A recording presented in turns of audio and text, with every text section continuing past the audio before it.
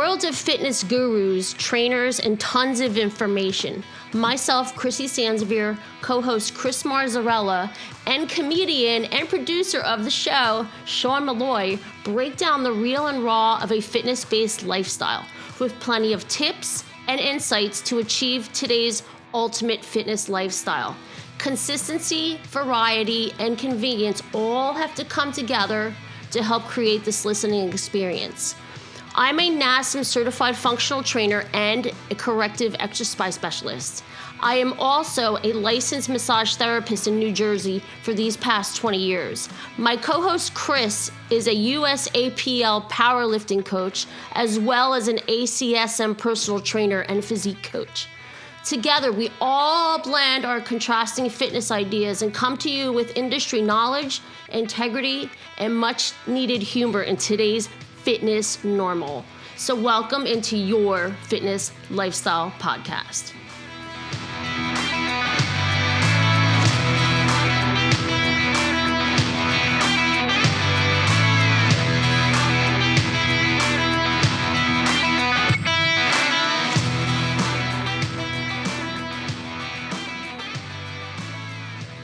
Hey guys, welcome back to the Fitness Lifestyle Podcast. We're so glad that you're here. I am your host, Chrissy Sansevier. I've got our co-host, Mr. Chris Marzarella. Yo. And Sean O'Matic. What's good? That is good. Guys, I'm so glad you guys are here today. So let's see, we're mid-July. Country's opening up, so I think that's a cool thing. It's kind of cool to be places without wearing a mask. What do you guys think? Went to Las Vegas last week and I didn't wear a mask once. That's awesome. Yes. I drove a Ferrari too. Did you really? I drove a 200-mile-an-hour straight line, 5 laps around the racetrack. It was insane. Did you love it? The first time I did it, I almost shit my pants. It was that insane.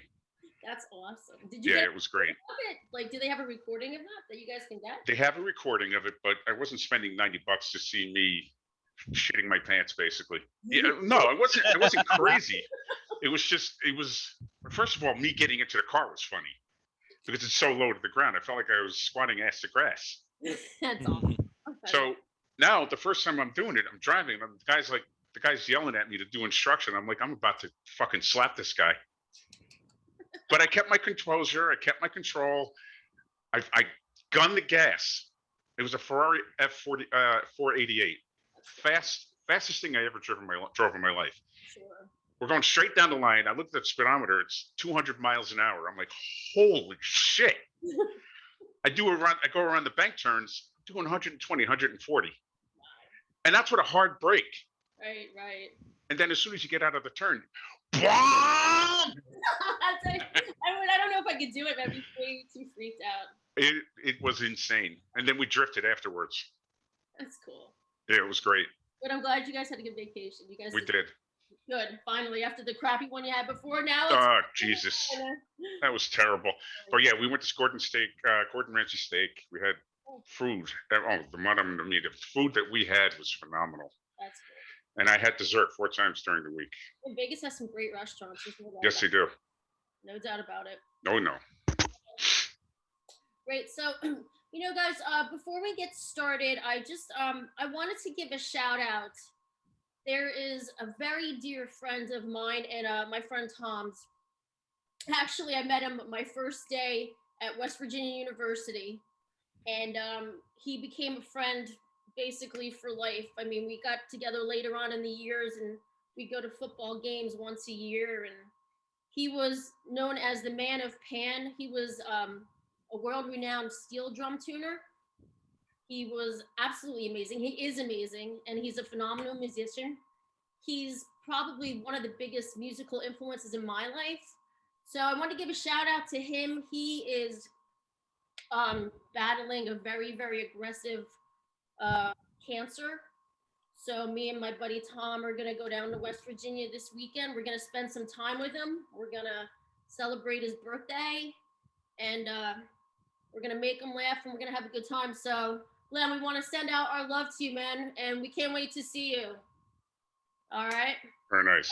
Thanks, guys. I appreciate it. So let's get down to the gritty of the nitty.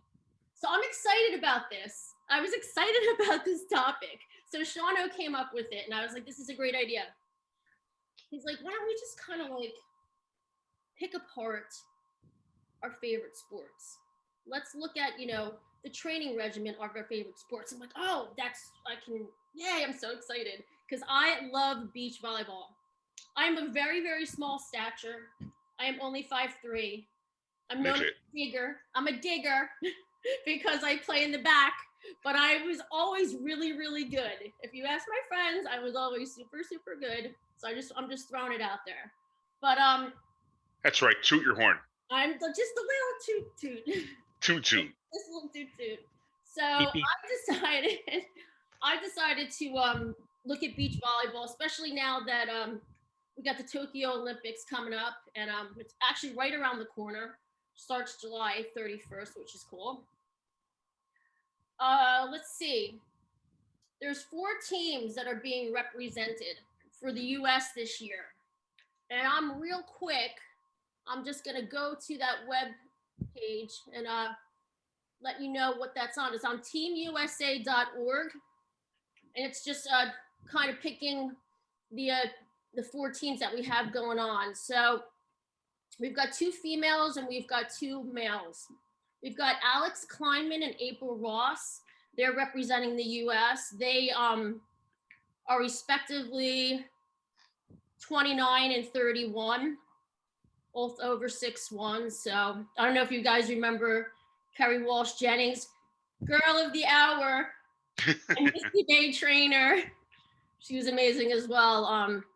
They played for the U.S. team for a number of years. So we got Kleinman and Ross. We got Kelly Class and Sarah Sponsel. I hope I'm saying this right. They're not giving me any pronunciation here.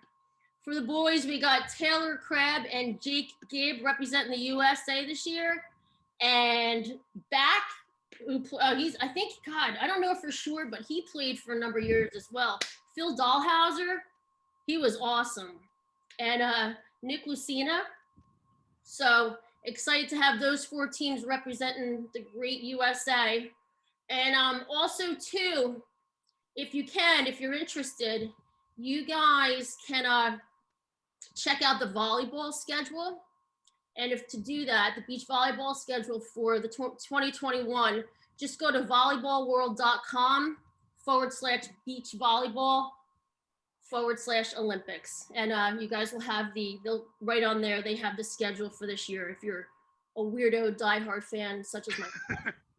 So don't be shy. Go and check it out. So good luck, guys, on that. So with that being said, again, as I mentioned earlier, I was a huge fan, still am a huge fan of Kerri Walsh Jennings. So I decided to kind of depict her training regimen, which she's done for many, many years. And I'll say this first off. She did mention that her workouts do vary very, very often from week to week. But what she did mention are a few of her favorite workouts, and understandably so, because when I go over them with you, you would see just in dynamics of the sport itself, it fits appropriately. So I shouldn't say all. Most of her workouts are on the beach, so that makes sense.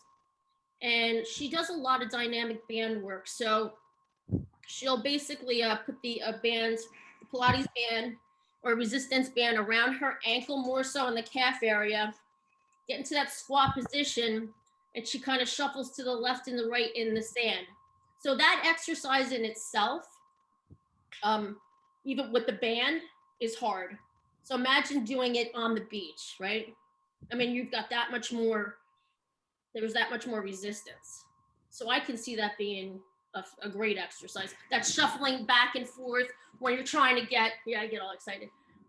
When you're trying to get to the ball and from the left to the right of the court. So that was a good one. She does a partner ball with a twist. So she's in a V-sit position. Say she's throwing it to her right. She pulls the ball from her left and comes across her body and throws it to her partner on the other side of the court. and then the partner again will pull from the right in a V-sit position and pull the ball across back to her. I can understand that because sometimes there's a lot of shuffling of the ball in a volleyball. It doesn't happen often, but sometimes it's like that quick handoff to the person, like if they're coming up with an underhand, that quick handoff so the person can come up and dig it. So that I thought was a really cool exercise. We've got core punch with the bands. So you've got your resistance band, you're pulling from behind, and you've got that twist. You're coming forward. Say the band is in your right hand. You're coming forward, twisting your core, abs are tight, and pulling back. So that obviously makes sense. That's your overhead slam there. She's got do some of those exercises with my basketball players and baseball players. Similar resistance band, sometimes cable weighted work. It's very similar.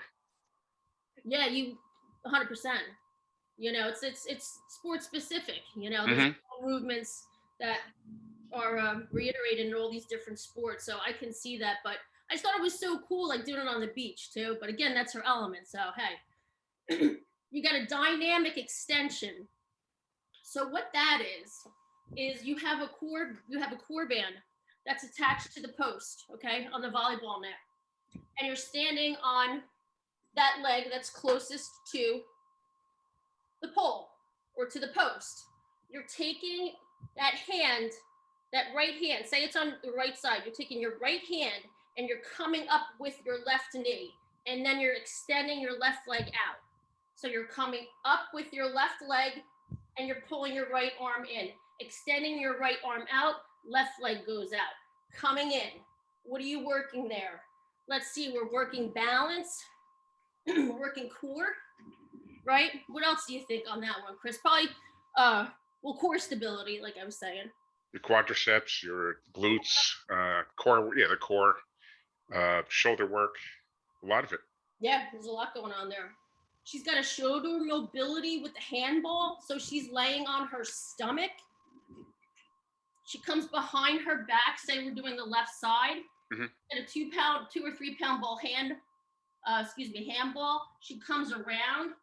She's facing the ground the entire time and comes above her head, and then she'll come back.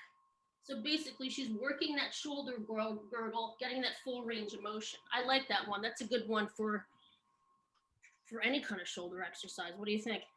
I like that's especially with the shoulders and the core work. Yeah. It really, those are, if you think about it functionally, volleyball, they're hitting pretty well on all those movements. 100%. It's interesting because I see a lot of crossover in like the research I did for basketball coming up. A lot of those qualities transfer, including being tall. Yeah, you gotta have height, baby. You gotta have the height, no doubt about it. Just a few more here. I've got the medicine ball wall toss. We all know what that is. Yep. Right, we come back with the ball. We do that sit up, slam it against the wall, comes back to us. She goes back. They're pushing it. They're actually throwing the ball against the post. So what's cool about that is you got to get it right centered. Yeah, it takes a lot of focus and aim. A ton of focus. Yeah. You know, a lot of eye-hand coordination, a lot of stability in the core, a lot of, you know, you got to be focused. And the post is about what? Maybe a foot wide. Is that also done on the beach? This is all the beach, Chris. Really? Yeah, man. It was actually, I'm gonna give you guys the YouTube address, and you guys can check it out because it's pretty badass. It's not long. It's like, you know, a couple minutes, but we got TRX plank with splits. So you're in a plank on your hands. You've got your feet in the TRX straps. You're in a plank. All you're doing is you're bringing your feet apart as wide as you can. You're bringing your feet back in. You have to make sure that your abs are tight, belly button to the spine, so you don't feel it in your lower back. You have to have a strong core for this one. And if you feel it in your lower back, you always lift your hips just enough to take the pressure off. Really like exercise. When people do planks, they're usually dropping their lower back. So what I make them visualize is folding your abs in half. So in other words, instead of going this way, try to pulling your abs upward so that you can have that contraction of both the lower and upper parts of your entire core. 100%. Yeah, I use the term belly button to the spine. I guess that's, more feminine way of saying it, but it's definitely... It's if they can imagine it, it's easy to do. Sure, absolutely. Totally. And then her main stretches, I mean, she's got a lot of stretches. Again, she has a lot of exercises, but these were the ones that she really, spoke highly of and she demonstrated.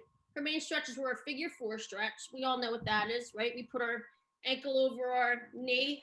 Either we're standing and we have a little seat. We get that stretch.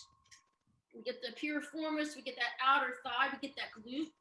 Or you can lay down and do that. And the hamstring stretch. Did you say the figure 4? Yeah. The figure 4 stretch. Have you ever heard of the figure 4 leg lock? Yeah. Well, now you call it, and then you sit down, right? And that's... Well, it's a wrestling move. Is it really? I didn't see. It's a tap out move. Basically, they basically cross legs, and it's a theatrical wrestling move. Isn't that also what they call tree pose in yoga? Is it? You know what, Sean? You're close. With the tree poses, the foot. The foot though is like planted on the leg. Bingo. Yeah. The figure 4, you have to... Sean-o-matic. Sean-o-matic is like coming. I'm coming out of nowhere. Out of nowhere, and he does. He's definitely boom right on it. Gotta love it. Sean's he's gonna be one of us soon. God forbid. Well, the one thing I know a little bit about is yoga. That's right. You do. Yeah. Actually, you do have it a lot, don't you? Yeah, I like yoga. How many times a week? I try to do it 3 times a week at least. Wow. Yeah, you're hardcore. That's hardcore yoga. That is pretty badass. It's good for your mindset. And her last comment, and I think we all think of this. I think any athlete would agree. It's all about your mindset, being mentally strong, being positive. We got negative thoughts and unfortunate situations, barrier into our minds. We're screwed. So a positive mindset, mentally strong, is a way to keep mentally and physically fit. So I just thought it was cool. I love her.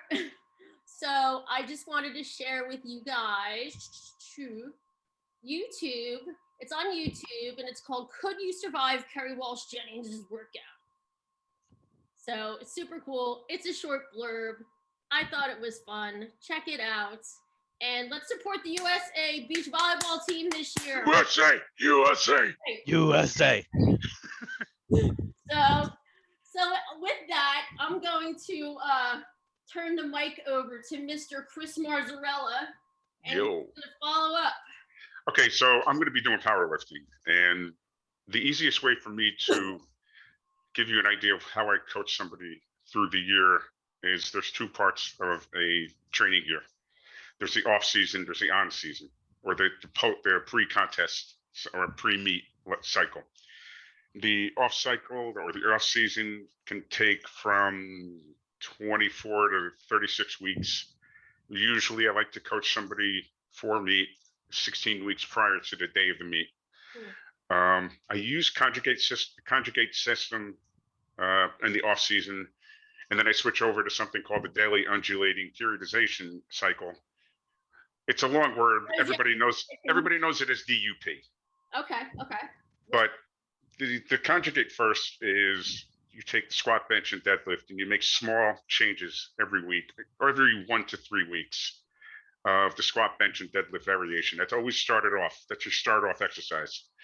For example, 1 week we may be doing a max set of squats, basic barbell back squat. We'll see how strong that person is for that day.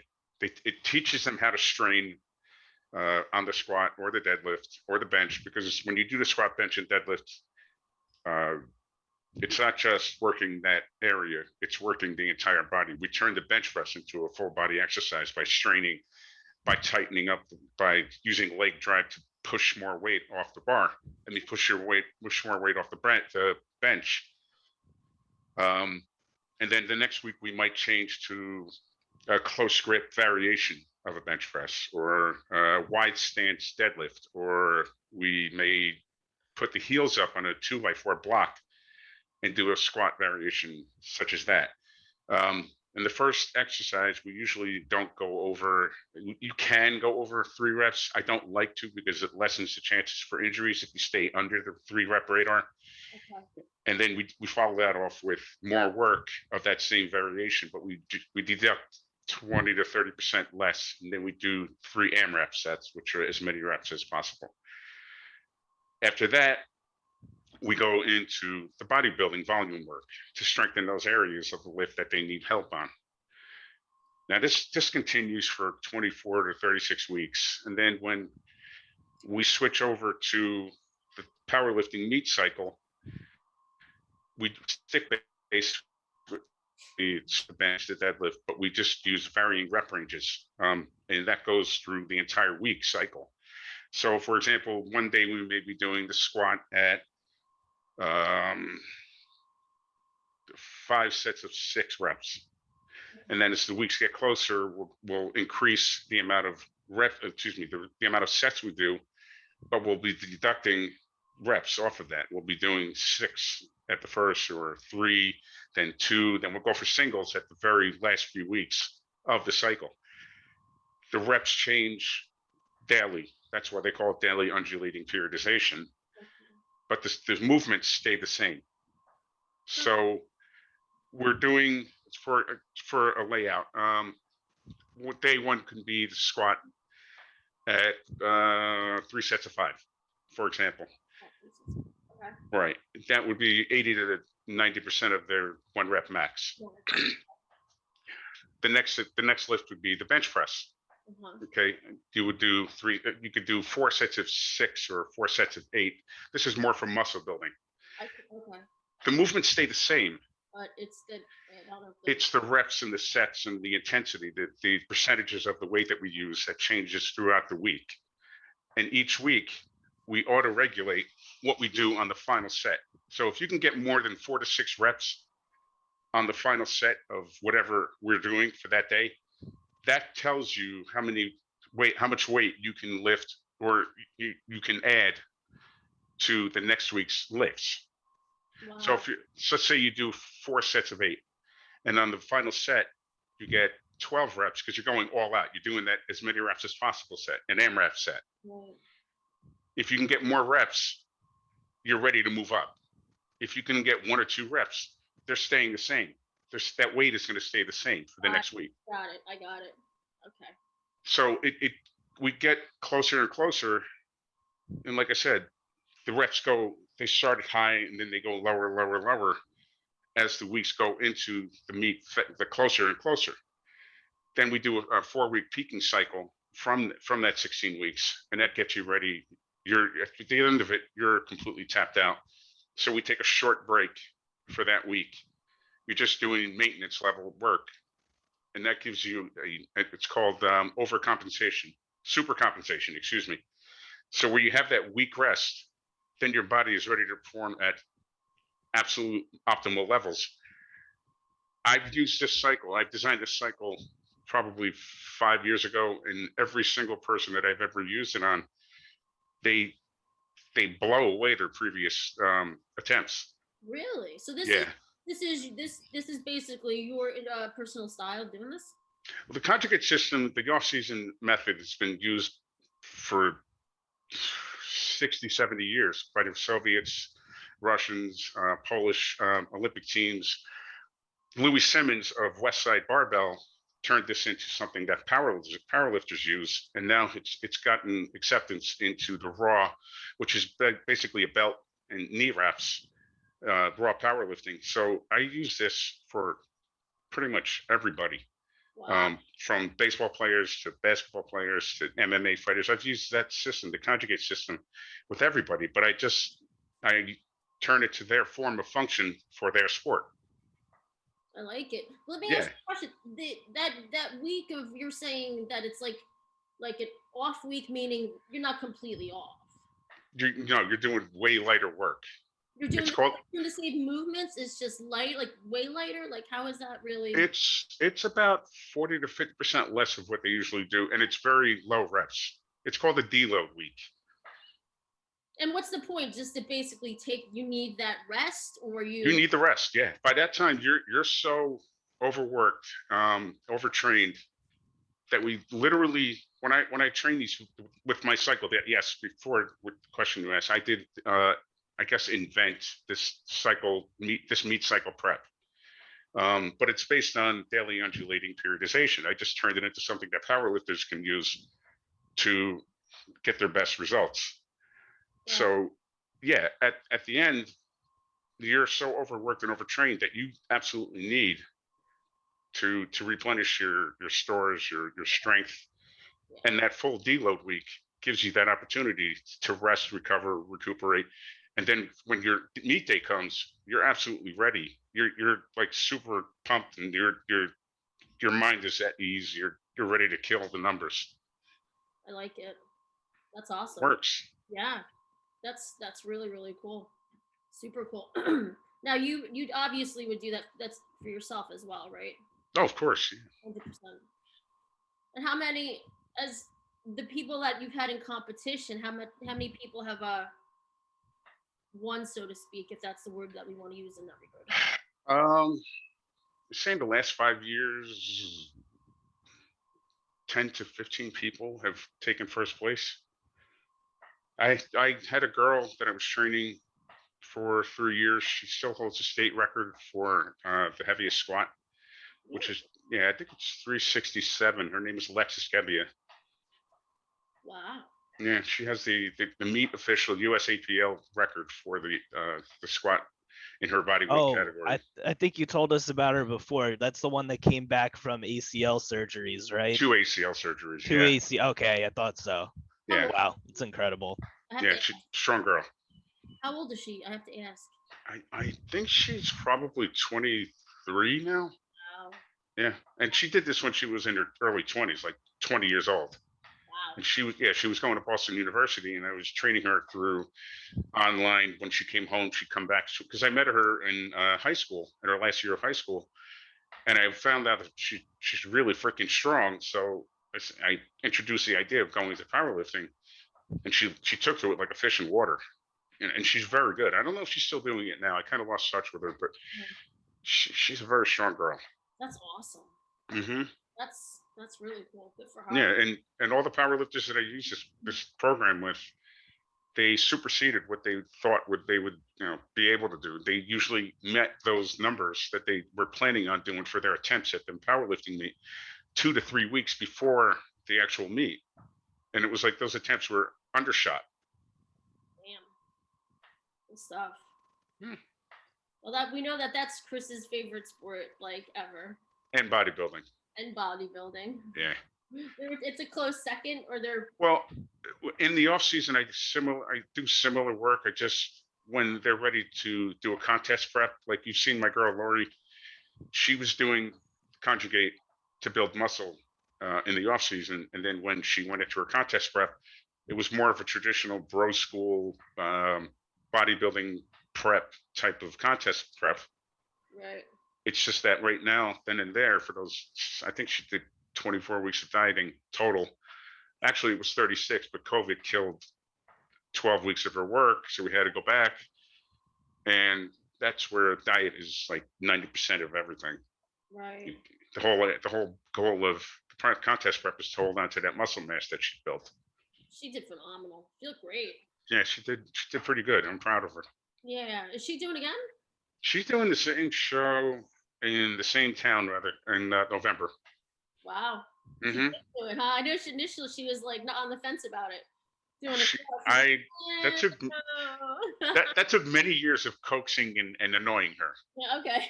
But I knew she had the ability to do really well, and she did. She took fourth in her first show, which was a big show. That's great. Good for her. Yeah. Yeah.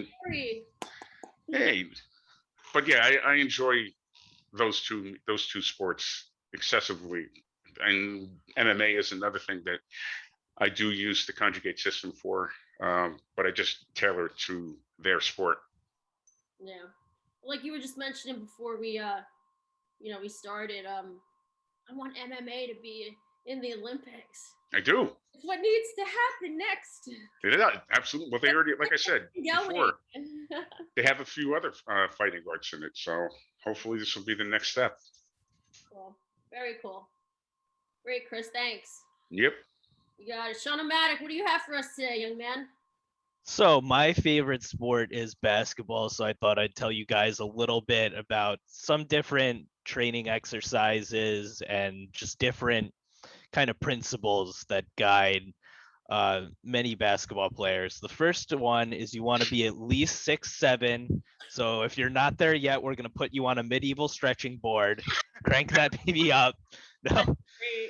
No, as we've seen over the years with players like Isaiah Thomas or Allen Iverson, all people of all heights can be successful in basketball. But just starting, there are 4 different categories I found it broken down to where you first is your running, which includes improving on your hips, quads, calves, and hamstrings.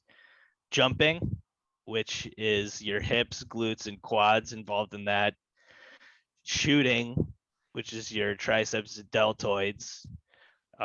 Rebounding is the last one, which focuses on your pecs, your traps, and biceps. So first, don't do that.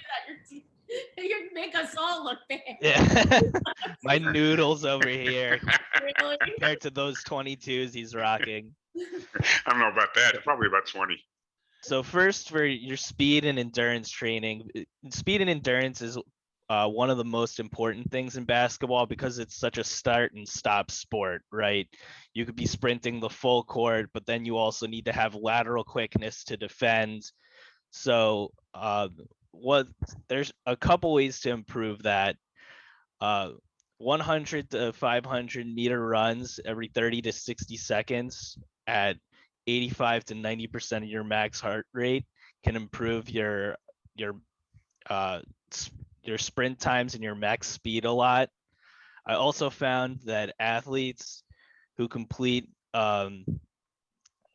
plyometric training program not only land but in the water too. And one basketball player that did this is DeMar DeRozan credits pool workouts for his big improvements. So that particularly with your leg strength. So one exercise, there's a bunch of different exercises I found on sites like the usabasketball.com that Chrissy, I thought that was interesting, talking about the Olympics and stuff that we both found our way to the Team USA sites. They actually have a lot of really good stuff there. Yeah, they do. So one is the zigzag exercise where you start in one corner of the court, sprint to the closest elbow, reverse your pivot, then do the defensive slide, where your legs don't cross to midcourt and the side where the midcourt and the sideline intersect, Then drop step and sprint to the nearest elbow, reverse pivot and defensive slide back to the corner baseline. And lastly, back pedal with your hands held above your head back to the starting point. Yeah. And I see how all those would totally tie in. 100%. You need those drills. You need those drills. You're doing right that for a kid. Because it's about short area quickness, right? 100%. And in basketball, you have to use a lot of different positions, whether you're facing up or you're backing someone down, or on defense, you have to be able to slide and change your front foot. So another one is called the full court Z, and kind of like it sounds, you're making a big Z on the full court. You start in one corner of the court, defensive slide facing away from the court, up the sideline to mid court. Then you're drop stepping, which you would use when, a guard or someone is coming at you in transition. You would drop step to keep in front of them. So you're drop stepping and sprinting diagonally to the opposite corner. Then back pedal with your hands above your head again to the corner of the far baseline. Then jog the baseline and begin the drill all over again. Yeah. So specific. There's a lot going on there. Did they mention, Sean, mention anything about like karaoke and all that stuff? Did they bring that drill up by chance? I actually haven't heard of the karaoke. What is that? So it's an over. I mean, I wish I could show you. It's like an over and back. You're basically in. I'm gonna try to keep close. You're basically in that low hold, and what you do is you like are coming back. Your legs kind of. Looks like you're saucing. Oh, you see, in basketball, you're actually never supposed to cross your legs because that's what gets you tripped up and crossed over. So the big thing they say in basketball is you always want to keep a wide stance, Like a off fighter your stance. off your heels, and you want to slide without crossing your legs. Okay, shuffle instead of see. That's why. Right, because they actually teach you that on offense, that when you see someone cross their legs, you attack that opposite side because they can't get back to it, and it'll give you a drop step on your opponent. I got it. Okay. Sean, did they say anything about weight training? Yes, I'll get to that right now. So I found on I believe it's called Borghese.com, Coach Borghese. I found this one was my favorite one. It had an example of a week's workout to help improve all of those things I was talking before about, your hips, glutes, and quads for jumping, triceps and deltoids for shooting, etc. Mhm. So day one, it has an upper body weight training workout, and it tells you to do 1 to 2 sets of 10 to 12 reps. And obviously the weight's going to vary depending on where you are, if you're just starting, size, etc. So that included the bench press, the bicep curl, chest fly, front lat raise, overhead press, pull over, a rear delt raise, seated row, tricep extension, wide grip pull up, and then it also included some lower body plyometrics, 3 sets each of 10 to 12 jumps. So box jumps, depth jumps, lateral bounds. Then day 2 focuses more, that was more upper body. This is more lower body weight training. Again, 1 to 2 sets, 10 to 12 reps. You have calf raises, front squats, hamstring curls, hip abduction, leg extension, lower back extension, and then core exercises. So 3 sets of 30 seconds each. And that includes clamshells on each side, fire hydrants, planks, side plank, Russian twists, and dead bug. Dead bugs, I love those. Yeah. What And the then hell is dead bug? Why do I not know that? Think of a bug on its back and the legs are going back and forth. yeah. Bicycle? That's a dead bug. No, dead bug. I know, but it's like a bicycle. Yeah, but yeah, you're doing this Huh. Cool. as well with the legs. Everything's alternating back and forth. Very. That's cool. Yeah. Yeah. So then But go ahead, Chris. No, but I suspend a band, a heavy resistance band, behind them, so that when they're doing it, they gotta pull with their legs, but they're also pulling the band so that their abs can fold inward. I need. Oh, that's really interesting. Yeah. I need that exercise in my life. I can send you a video of it. I have a girl doing it. I need a little. It just has a great name too, right? The dead bug. Dead bug. What it is, though, I can totally get it. It fits perfectly. Yeah. It does. So day 1 was more upper body. Day 2 was more lower body.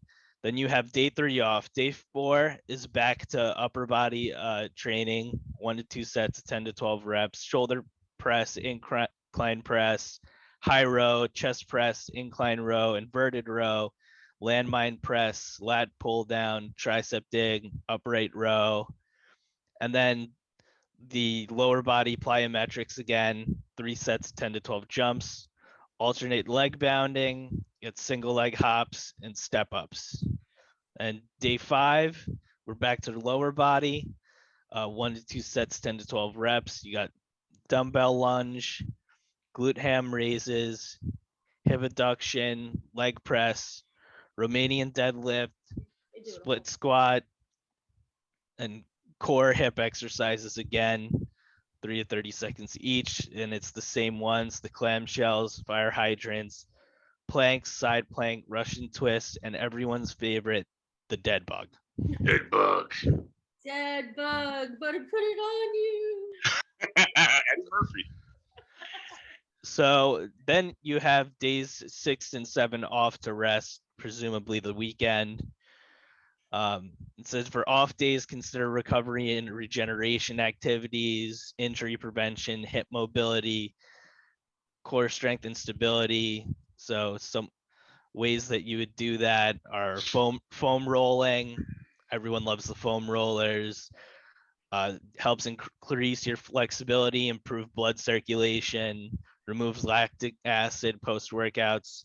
Obviously, stretching, daily stretching to prevent tight muscles for reducing rim injuries, and massages too. Massages are a big thing for basketball players because of the stresses that they put on their joints. And I also wanted to say, the most important thing though in basketball, and this isn't for training and working out, is the number one skill is your shooting. And when people are shooting, a thing that they miss a lot of the time is that you want to be doing it with a sprinting workout involved, so that you're experiencing the kind of fatigue you would be in an in-game situation while you're practicing your shooting. So some ways that they do this is you could sprint halfway back the court after each shot attempt, complete one suicide after each shooting drill, and then practice free throws. And then instead of using a shooting machine, because all of us have a shooting machine, obviously, rebound the basketball by yourself after every shot.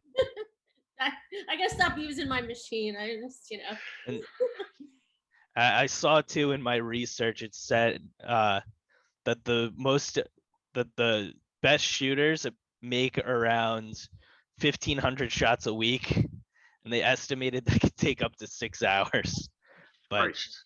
wow. Right, that's it. I know, I was pretty amazed by that stat too. But that's crazy. That's a lot. It's actually interesting. I'm working with 3 basketball player athletes myself right now, and they range from 13 to 15 years old. And the way I do it is they're more skill practice right now because they're in season. They do 2 days a week with me, and we usually center around the squat, the bench, the deadlift, and the overhead press. So for day 1, it could be the squat and then the overhead press. And we usually stay within the 3 to 5 rep range for those 2 lifts. And then after that, we go to single limb work, like with lunges or Bulgarian split squats. Anything that's single limb, we will do as the follow-up after the upper body work.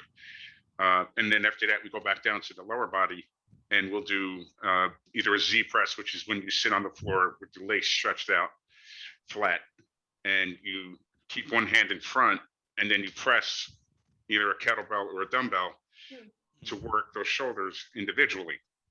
After that, we'll do some type of jumping movement or explosive ball movement. And it's interesting that from what you said in that, in what is the coach name? The website? Burgess. Okay, yeah, he's got more like a more of a bodybuilder-esque type of workout for them, but obviously he's including the jumps, the plyometrics, and all the other stuff, the GPP, the general prepared practice work. But the way I do it, I'll do more explosive and then bodybuilder type work. It's similar to what I do with my power lifters, but I always try to keep the conditioning, the strength, and the mobility in each workout.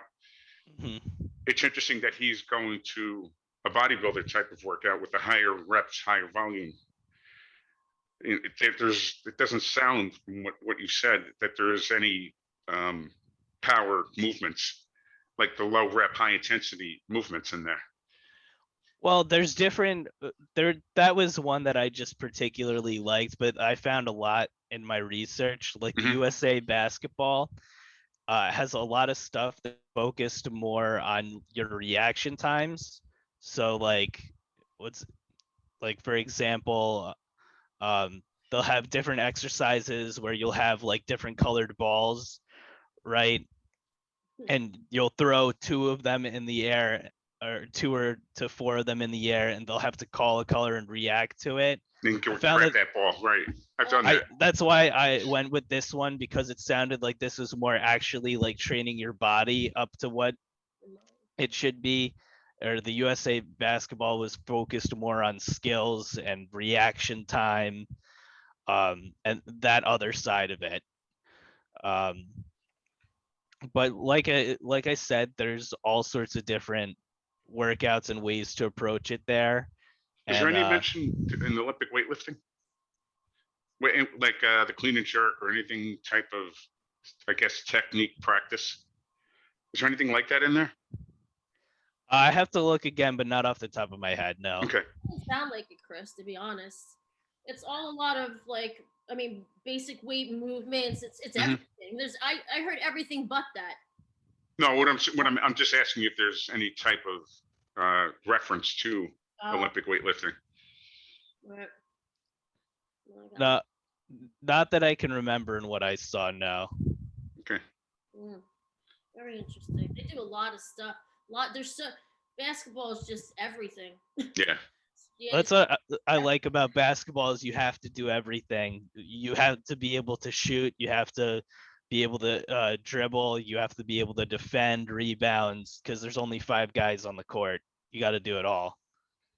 Yeah, it's a very exhausting sport. It's so constant. That's why you get a lot of cardio in there. You know what I mean? You haven't never seen a fat basketball player.